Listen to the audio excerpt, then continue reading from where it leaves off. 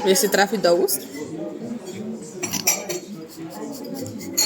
Pod jedným z mojich videí ma prekvapila otázka na to, ako vlastne jem, keď mám zrakovú vadu. Najprv mi napadlo odpovedať, že úplne normálne. Je síce pravda, že spôsob, akým konzumujem potravu, sa nejako zásadne nevymyká tomu, ako to robia všetci ostatní na tejto zemeguli, ale je pravda, že ak máte problém so zrakom, tak si potrebujete obzrieť, čo máte na tanieri, možno z trochu menšej vzdialenosti ako ostatní, takže to chvíľu môže vyzerať, že sa šprtáte nosom v tanieri, alebo sa iba môžete tváriť, že jednoducho ovoniavate, že ste gurmán.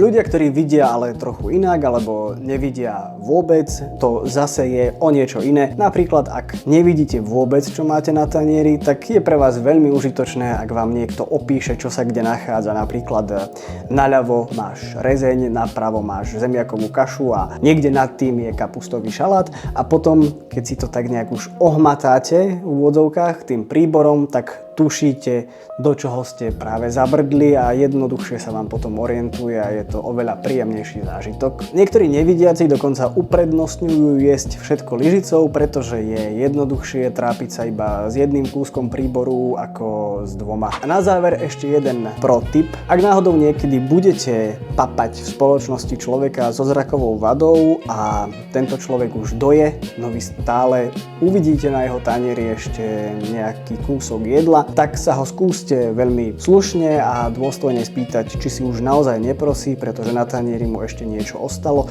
Mohlo sa totiž stať, že ako sa tam hrabkal tým príborom, tak mu časť toho jedla proste ušla a nevie o tom, že tam ešte niečo má a možno by to rád dojedol.